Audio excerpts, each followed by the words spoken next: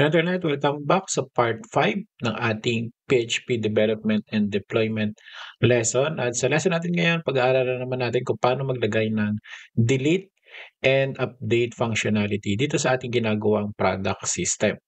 Okay, so una muna, itong ating details ay lalagyan muna natin siya ng mga ilang button.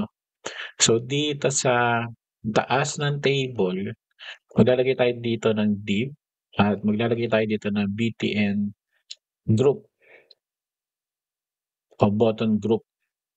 Tapos ito ay imbis na button ay tatlo o dalawang href Okay, so itong href na 'to ay lalagyan natin ng class. So, btn, yung sa edit siguro secondary secondary. Tas ito ay, edit product. Eto naman, yung delete, gagawin natin siyang danger. Okay, tapos ito delete product. Okay, so tingnan natin yung itsura pero lagyan natin ng MY4 para medyo i-push niya pababa Okay, so, i-upload na natin yung ating details.php. Okay, so refresh. So yun, so ito na yung edit natin, product saka yung delete product. So medyo yung secondary? Primary na lang 'to. Okay, so maganda niyan pala dito sa ating index imbis na primary yung gamitin natin sa add, gawin natin siyang success. Okay, so upload yung ating details saka yung ating index.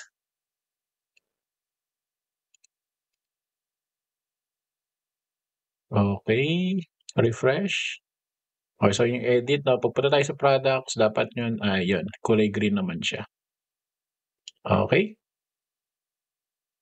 Okay, so sunod natin guys ay implement natin yung pinakamadali yung delete kasi dito sa function natin meron na tayong delete product.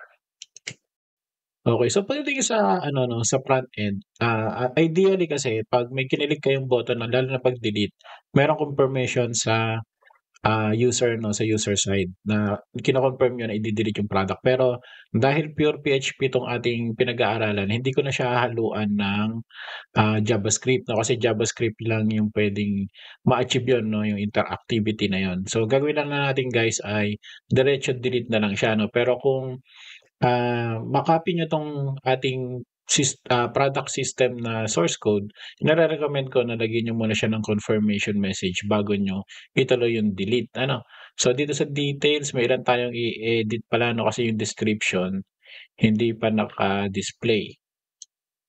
Okay, so yung sa description, product underscore description. Okay, so ito pala papalitan natin ng button. Okay, then ito ay i-encapsulate natin sa form.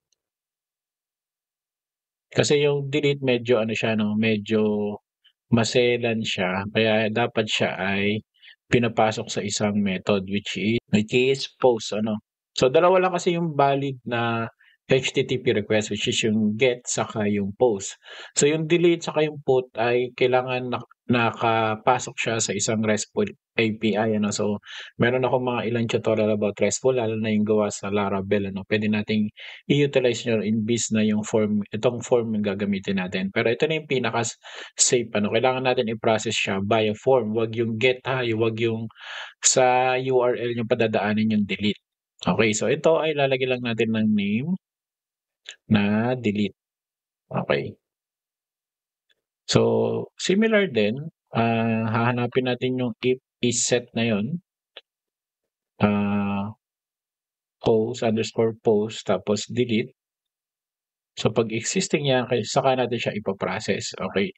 So, straightforward lang na delete product. Okay.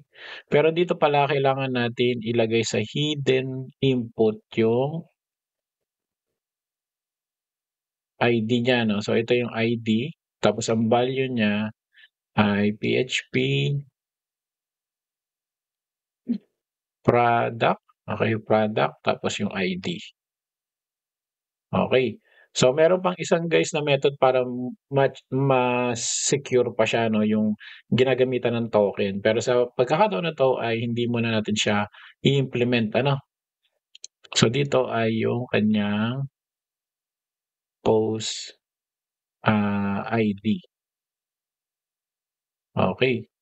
Then pagkatapos natin siyang i-delete, ang gagawin natin ay header, redirect tayo 'no, location, papunta dun sa ating root directory, okey.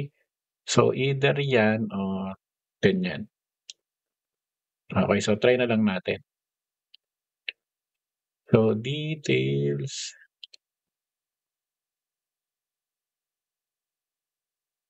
okey. So try na natin yung delete ano. So siguro ito muna ng i-delete natin 'no, yung orange, delete. Okey, so wala na yung orange 'no. So kung check natin yung ating yun deleted na siya. So i-delete ko na rin yung cheesecake saka yung apple cake 'no, kasi sila yung walang, description, apple cake. Okey, so sabi ko nga mas ideal na merong confirmation message pero sa pagkakataon na 'to, hindi muna natin siya lalagyan. Okey, so maganda niyan ay hindi natin nilalagay dito yung description kasi minsan yung description ay sobrang, ah, haba 'no. Okey, okey. So dito naman sa ating add product, ang gagawin na lang natin guys ay ika-copy and paste ko na lang siya. Tapos rename, ang gagawin natin ay edit product naman siya. Okey, so dito sa edit product ang gagawin naman natin ay dito sa details, punta tayo dun sa edit product.php tapos ipapasa din natin as ID 'no, yung ating product ID.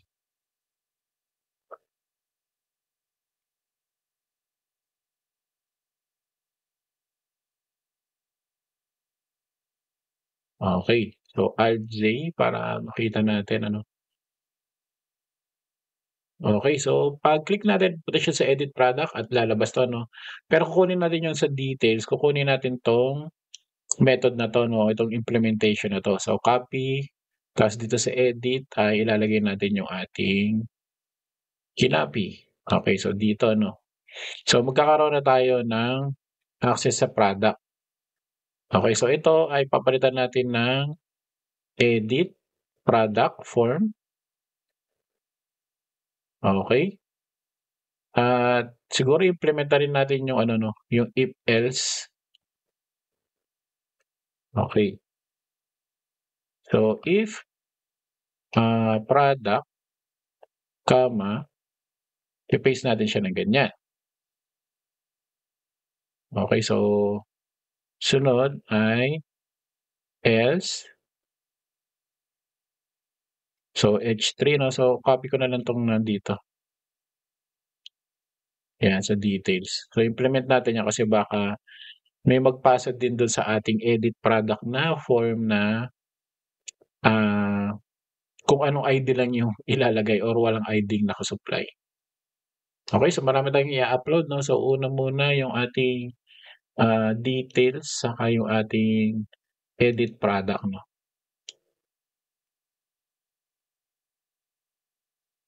Okey, so meron tayong nakalimutan ano.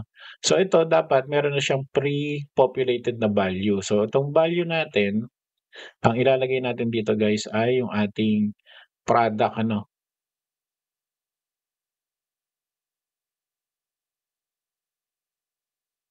Okey, so product underscore name. Tapos itong, product underscore name, copy lang natin dito naman sa text area. So ito naman product description. Okey, so upload ulit natin sa edit product ano. Okey, so refresh at pupunta ako sa edit product, yun. So naka pre-populated na yung mismong ano 'no, details ng product. So kung ito yung orange cake 'pag inedit natin, Nandito na yung orange cake saka yung description. So, pwede na natin 'tong i-update. Pero papalitan lang natin yung ilang function. So, update.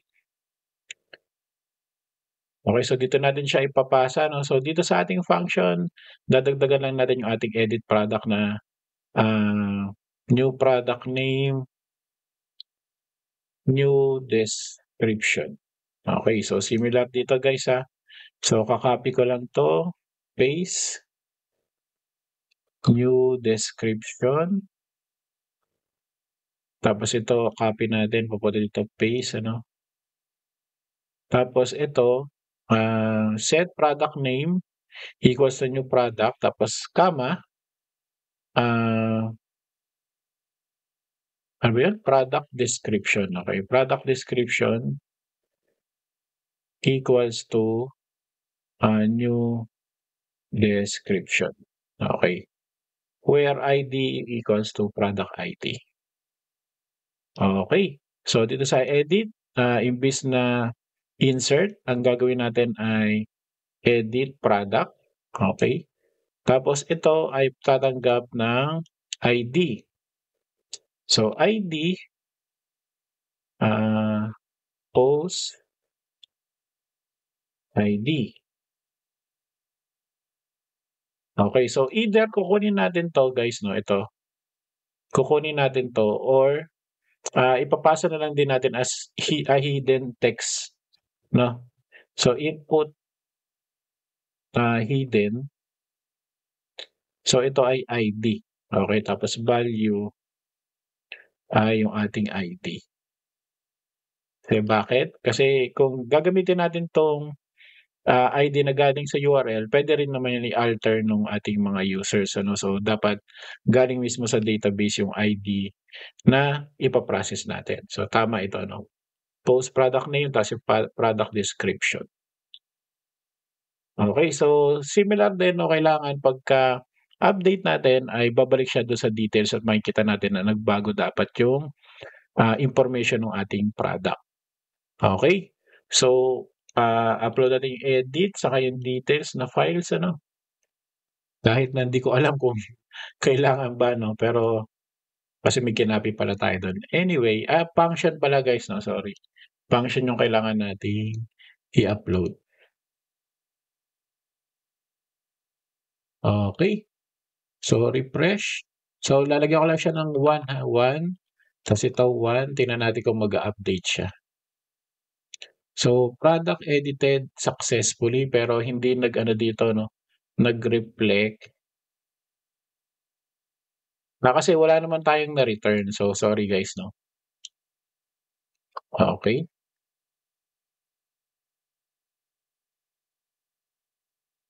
Okay, so kahit okey na 'to 'no, pero yung ID existing 'yan. So,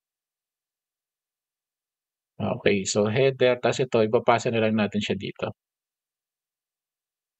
'Yan, okey, so dapat okey na 'yan ano. So edit product,